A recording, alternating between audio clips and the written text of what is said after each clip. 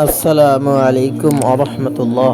সুপ্রিয় দিশারি পথের দর্শক মণ্ডলী, আশা করি মহান রব্বুল আলামিনের অশেষ মেহেরবানি ও দয়ায় আপনারা সবাই ভালো আছেন। প্রিয় দর্শক, আজকে আমরা আলোচনা করব রোজা রেখে যে 6টি কাজ করলে আপনি পানাহার থেকে বিরত থাকা ব্যতীত অন্য কোনো সওয়াব পাবেন না। কিছু মানুষের রোজা শুধুমাত্র পানাহার থেকে বিরত থাকা।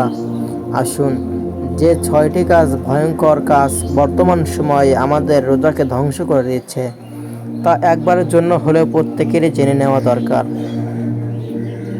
এক, দৃষ্টি সংযত রাখতে হবে। প্রিয় ভাই, মেয়েদের দিকে দেখা থেকে চোখকে হেফাজত করুন। প্রিয় বোনেরা, টিভি সিরিয়াল দেখা থেকে নিজেকে হেফাজত করুন। প্রিয় ভাইয়েরা, যদি আপনি বেগানা নারীর দিকে দৃষ্টিপাত করেন, তার সরাসরি দেখা হোক বা টিভি সিনেমায় দেখা হোক বা ম্যাগাজিন ও পত্রিকাতেই দেখা হোক, অনেকেই রোজা রেখে অবসর সময় কাটানোর সময় খুঁজে পান না। রোজা রেখে যে আমাদেরকে ইবাদত এবং কোরআন তেলাওয়াতের মধ্যে এবং জিকির তাসবিহ তাহলিলের মধ্যে সময় কাটানো দরকার, তা ভুলে তারা বোরিং ফিল করেন, নাটক সিনেমা দেখে কাটান। এতে তাদের রোজা হালকা হয়ে যায়। অনেকে রোজা রেখে মোবাইলে ছবি দেখে এগুলো থেকে বিরত থাকতে হবে। আল্লাহ আমাদের সবাইকে হেফাজত করুক। দ্বিতীয় হচ্ছে জবানের হেফাজত করা, অর্থাৎ এই রোজা রেখেও যদি আমরা গীবত, পরনিন্দা, অশ্লীল কথাবার্তা ও ঝগড়া থেকে নিজেকে বিরত থাকতে না পারি, তাহলে কিভাবে আমরা আশা করি যে রোজাদাররা আমাদের অন্তরাত্মা পরিশুদ্ধ হবে? রাসূলুল্লাহ সাল্লাল্লাহু আলাইহি ওয়াসাল্লাম বলেছেন, সে ব্যক্তি প্রকৃত মুসলিম হতে পারে না যার হাত ও মুখ থেকে অপর মুসলমান ভাই নিরাপদ নয়। হাদিস শরীফে ইরশাদ হয়েছে, যে ব্যক্তি রোজা অবস্থায় মিথ্যাচার ও মন্দ কাজ ত্যাগ করেনি, তার পানাহার ত্যাগে আল্লাহর কোনো প্রয়োজন নেই।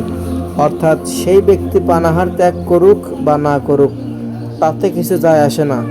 প্রিয় দর্শক, আমরা পরস্পরের গীবত, পরনিন্দা থেকে দূরে থাকি, নিজের অপরাধগুলো খুঁজে বের করার চেষ্টা করি। ধরুন, বাকি 11 মাস তো আরেকজনের বদনাম করেছে, অন্তত এই একটি মাস নিজের বদনাম করুন। নিজের ভাবার চেষ্টা করুন, কত পাবে আপনি জর্জরিত, আপনার দ্বারা কত মানুষ ক্ষতিগ্রস্ত হচ্ছে। আপনার কর্মকাণ্ডে আপনার মা ব্যথা পেয়েছে, বাবা ব্যথা পেয়েছে, আপনার স্ত্রীর সাথে খারাপ আচরণ করেছেন। আপনি নিজেকে নিজে পরিশোধ করার চেষ্টা করুন, নিজের ত্রুটিগুলো খুঁজে বের করার চেষ্টা করুন। প্রিয় দর্শক, অন্যের গীবত না করে বসে বসে নিজের দোষগুলো খুঁজে বের করুন। ইনশাআল্লাহ আপনি নিজেকে পরিশুদ্ধ করতে পারবেন। শুধু অভ্যাসটি পরিবর্তন করুন। এতদিন আপনি অন্যের গীবত করেছেন, আর এই একটি মাস নিজের করুন, তাহলে দেখবেন পরিশুদ্ধ হয়ে যাবেন ইনশাআল্লাহ। নবী করিম সাল্লাল্লাহু আলাইহি ওয়াসাল্লাম ইরশাদ করেছেন, রোজা অবস্থায় তোমাদের কেউ যেন অশ্লীল কথা বলে এবং শোরগোল হট্টগোলে লিপ্ত না হয়। যদি কেউ তার সঙ্গে গালিগালাজ বা মারামারি কাটাকাটিতে লিপ্ত হতে চায়, তবে সে যেন অনুরূপ আচরণ না করে।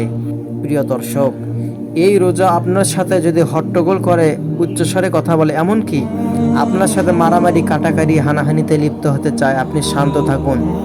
এটা ভাববেন না যে আপনার বীরত্ব ও আধিপত্য মনে হয় নষ্ট হয়ে যাবে। মানুষ ভাববে আপনি কাপুরুষ, না, বরং আপনি রাসূল সাল্লাল্লাহু আলাইহি ওয়াসাল্লামের কথার অনুসরণ করে চুপ থাকলেন আর সবাইকে বললেন রোজাদার।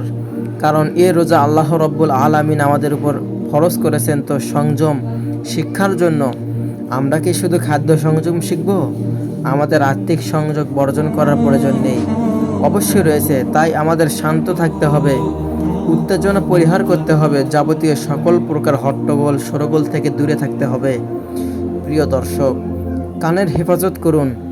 গান শোনা, গীবত করা, পরনিন্দা ও অশ্লীল কথাবার্তা শোনা থেকেও বিরত থাকুন। আমি আগের পর্বে বলেছি গীবত করবেন না, আবার বলছি গান শুনবেন না। প্রিয় দর্শক, উচ্চস্বরে মিউজিক দিয়ে গান শোনা থেকে বিরত থাকুন। বরং আপনি ইন্টারনেটে অসংখ্য ইসলামী সঙ্গীত রয়েছে, নাশিদ রয়েছে, সেগুলো তো কত কোমল মোহনীয় কণ্ঠে স্বরে আল্লাহ এবং রাসূলের গীত গাওয়া হচ্ছে, সেগুলো শুনুন। সেখানে কত সুন্দরভাবে দিনের পথ আপনাকে ডাকছে, সেগুলো শুনুন। প্রিয় দর্শক, বসে শুনবেন না, পরনিন্দা শুনবেন না, অশ্লীল কথাবার্তা কোথাও চলে সেখান থেকে দূরে সরে আসুন। আল্লাহ আমাদের সবাইকে হেফাজত করুন। চতুর্থ নম্বর হচ্ছে অন্যান্য অঙ্গ প্রত্যঙ্গ, যেমন হাত, পা ইত্যাদি খারাপ কাজ থেকে বিরত থাকুন। দর্শক, বাকি মাসগুলোতে হাত ধরে কত পাপাচারী না করেছি, অন্যকে ঘুষ দিয়েছি, নিয়েছি, আরেকজনের ক্ষতির উদ্দেশ্যে অর্থ ব্যয় করেছি, হাতের গোনা, পায়ের গোনা, গোপনাঙ্গের গোনা, কতগুলি গুনাহ করেছি, নিজের চোখকে হেফাজত করতে ব্যর্থ হয়েছি। আসলে অঙ্গ প্রত্যঙ্গগুলোর হেফাজত করি এই রমজান মাসে। আমরা আমাদের সকল অঙ্গ প্রত্যঙ্গের গুনাহ থেকে দূরে থাকি। ৫ম নম্বর হচ্ছে অন্তর। অন্তর তো সব রকমের গুনাহ থেকে বিরত থাকতে হবে, যেমন গুনাহের কল্পনা করা, কুধারণা পোষণ করা থেকে বিরত থাকতে হবে। একটা মানুষের একটি খারাপ গুণ দেখে তার সম্পর্কে যাবতীয় বিষয়ে কোনো খারাপ ধারণা পোষণ করা থেকে দূরে থাকুন। একজন মানুষের হাজার খারাপ গুণ থাকলেও একটা না একটা ভালো গুণ অবশ্যই থাকে, তাই মানুষকে ঘৃণা করবেন না, অহংকার প্রকাশ করবেন না। ৬ নম্বর হচ্ছে সেহরি এবং ইফতারে হারাম আহার থেকে নিজেকে বিরত থাকুন।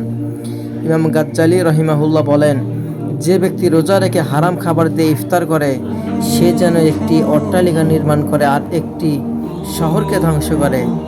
একবার চিন্তা করুন, যে ব্যক্তি সারাদিন রোজা রেখে হারাম খাবার দিয়ে ইফতার করে সে যেন একটি অট্টালিকা নির্মাণ করে আর একটি শহর ধ্বংস করে। অর্থাৎ আপনি কি অর্জন করলেন আর কি হারালেন?